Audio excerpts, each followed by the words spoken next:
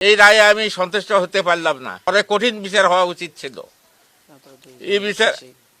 এই বিচার আর মাত্র 2 জনের ফাঁসি, আরো বেশি করে মানুষের ফাঁসি হওয়া উচিত ছিল অপরাধী যারা।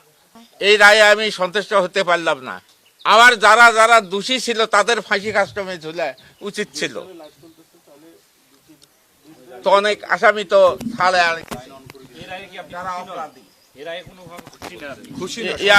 রায় আমি সন্তুষ্ট নই।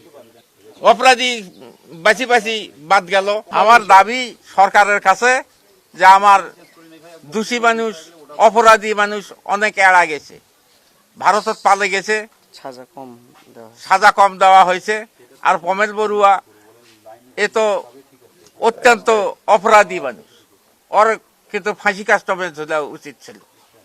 তাদের মাত্র 10 বছর কারাদণ্ড, ও তো এখন মনে করো যে ঘর জেলত ছান্দার বাড়া।